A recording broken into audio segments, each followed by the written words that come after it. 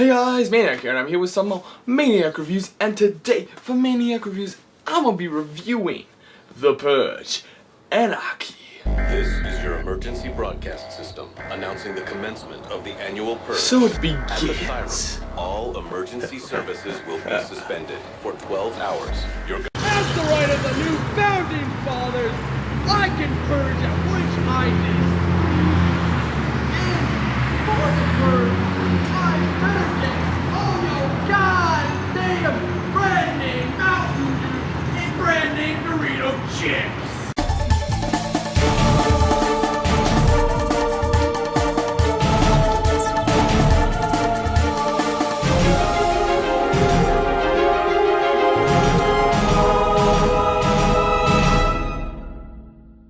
Damn it, they didn't even give me anything. Oh, frig, people nowadays. Anyway, so The Purge Anarchy. First thing I want to mention about this movie is I've seen this movie twice, 2 times, 3 times. Give it up for 4 times. Only twice actually. Same day, so I think this is like the first review that I'm doing that I've actually seen the movie more than once. So it's kind of, I can better evaluate it a bit more, I guess, because I felt like there was a lot more to see. And yeah, also this is the first and probably the only horror movie I'm going to review. Why? Because I can't stand horror movies. I'm not going to get into it, but I just can't stand horror movies. So let's start off with characters. We have Frank Grillo as Sergeant. He's basically the main character, the, I guess, hero in this. Carmen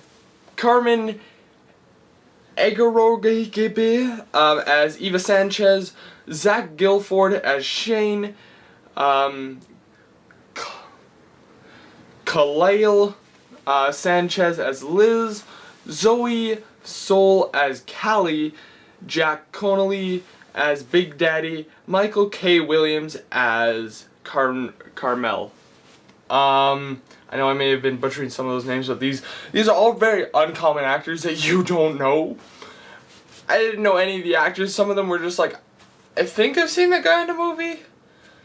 Is that guy in this? It's one of those situations. As far as characters go, it's standard horror movie cliche characters that are all scared and stuff. I do like, though, the subplot with Big Daddy and Carmel, that I think will eventually evolve into the 3rd movie. I will get into that later, but as far as characters go, they were pretty good compared to like other horror movie characters. They weren't all just scared. Like, there's a point where just Shane goes completely badass. He literally just goes fucking starts shooting up in an area. But yeah, so let's go into storyline. Alright, so storyline for this sequel is if you guys don't know from the first one, every year, once a year, the new founding fathers who were voted into office made one night a year that you can go out and you can cleanse your soul, as they call it, with the Purge.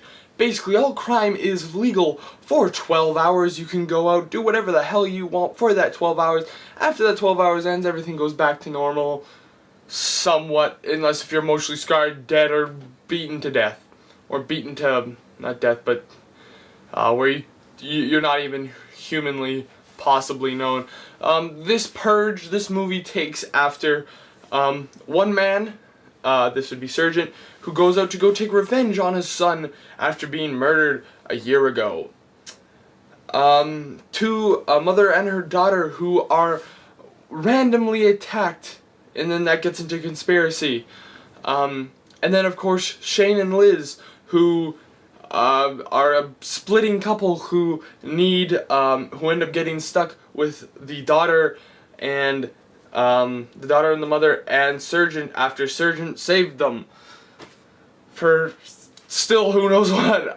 So as far as the storyline goes, I like the whole idea of the Purge, the thought of it, and how it is presented, and how they kind of play it out, because it's not just like with the last Purge I didn't really like, because it's just like some people just running around in their house doing God knows what, there was a lot of problems that I had with that movie. I didn't really like that movie. I liked it because I liked the idea. When I heard that they were making a second one, and when I saw the trailer for this, I got excited because, look, we're not going to be stuck in a house for the whole movie.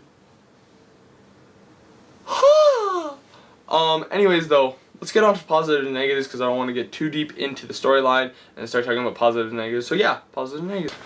Alright, so positives and negatives for this movie are pretty... I gotta start off with negatives. There was a lot of continuity issues.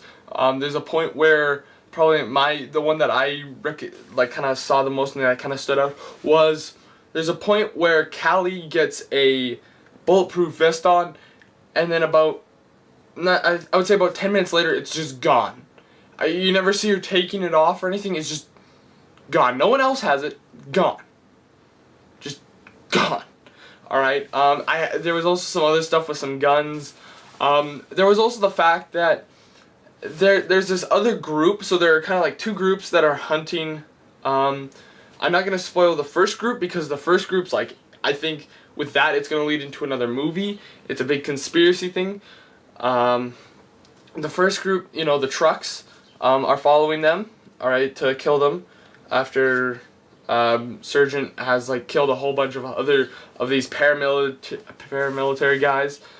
And then you have the group, these random, of course, black guys. It seems, okay, I'll get into that in a bit, but of these black guys who are hunting down Liz and Shane for whatever reason, who knows, and then, you know, and they always seem to, like, the trucks make sense because you find out that they have, like, they are in the system of cameras so they can hunt people down that easily, and you find stuff out about the people in the trucks and with the trucks, that makes more sense, but the other people are just like, they're just random people, really, just hunting down people and throwing them in their truck, and, you know, again, I don't want to spoil it, but, so, you know, that didn't really make any sense. Now, one of my issues is the fact that the group with the trucks and the motorcycles, they were all black. The people all against the NFA, which is basically another kind of, one of the subplots is basically the subplot, there's only really one, is that there's this group that is against the NFA because as it makes apparent in the movie and in the first movie, the Purge is more as a marketing scheme to get rid of homeless people and poverty and stuff so the government can make more money. Of course, the people who are against the NFA, the NFFA, yes, New Founding Fathers of America is what it stands for. They're, of course, they realize this and they want to go kill every rich person because, of course, rich people are the people who get to survive the Purge night. Which again, that gets more into with the trucks and everything, and you know, it gets more into the movie, and again, why I think they should have a third one is because I think they could do such a great thing if they made a third movie. But they're all black. Now, I don't mean to sound racist here, but why is it always why is it the bad guys and the rioters are all black? Is it just me, or is that a wee bit racist? Like, there's not one, like, in this people who are against the NFFA, there's not one person who's white that I could see. Alright, I looked, because at the first part I was just like, is that just all black people? Okay, that's weird. When I see this the second time tonight, I'm going to check that again. So I watched out for that scene, and I looked and I go, they're all black. What? It just doesn't make any sense to me. Why you have the riot? It just seems really kind of like racist or stereotypical, I would almost say, for it to be the black people to be doing this. I'm sorry, I don't mean to sound racist. I just found that funny, a bit odd that they would do that. Yeah. But so that's as far as negatives go. Positives, I really like this movie. I hate horror movies. The reason why, like, the only, like, horror movies that I've liked are The Purge 1. As bad as that kind of was at certain points, I did like that movie. So The Purge 1, and Cabin in the Woods, because that was a beautiful movie. I don't know, I just really liked that movie. It was funny. It was so ridiculous, it was great. Now, but I've seen, like, I've watched other horror movies just kind of like on the TV, and they're all so bad. But I get scared so easily I don't go out and watch them in the theater. But they're all so bad. They're all cliches. They're all just, it's like, it's all this, to me it feels like the same thing over and over again. But The Purge is different. I like The Purge because it's a fresh idea that I really haven't seen in any other movies. I think, I heard people talking about how it's kind of like another movie that was made like in the 1980s or something. But like, I think there's a few movies, but this one just kind of, it seems more of an original idea that, and again, this is produced by Michael Bay, and I'm still liking this, alright? Most of the Michael Bay movies that you will see me review, I absolutely hate. Transformers 4, that was a horrible movie. Directed by Michael Bay, alright? I can't remember if it was directed or produced. Michael Bay had to do with the movie, alright? That's all I know. This movie he has to do with, but it still turned out pretty good. I like this movie. I like the idea. There was a certain level of acting that I like, and I liked how there wasn't a cliche every scene, at least one cliche per scene. Now, which is what I'm used to with other horror movies. Now, of course, I have to look at this when I'm reviewing this one from a different perspective, and that's that this is a horror movie. This is not a Planet of the Apes movie. This is not like, this is a horror movie, all right? And as far as horror movies go, this is probably the only horror movie I will watch because it's original. It is good. There's even some points where they make you laugh because I don't know. They try to put like some comedy relief, which almost to me like kind of ruins the movie. But and then the other point is they keep you going. I was like the first time I saw it, I was just like, oh god, what's gonna I didn't there was a lot of twists and turns I didn't expect happening.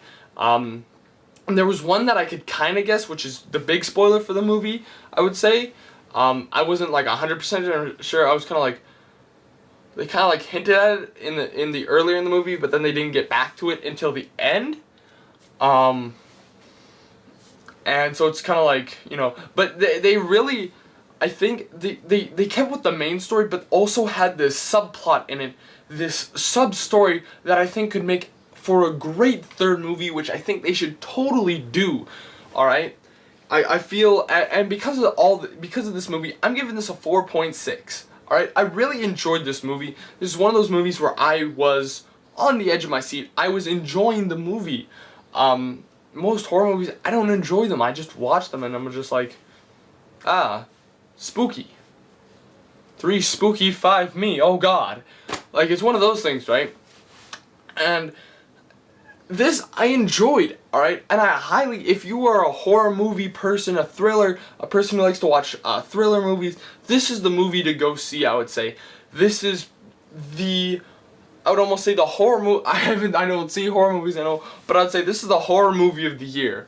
And this is by far better than the last one because it shows more of the Purge. It shows more of what happens on this god-awful night. And, different people. But as far as this movie goes, I highly recommend it. Last week was good, and this didn't.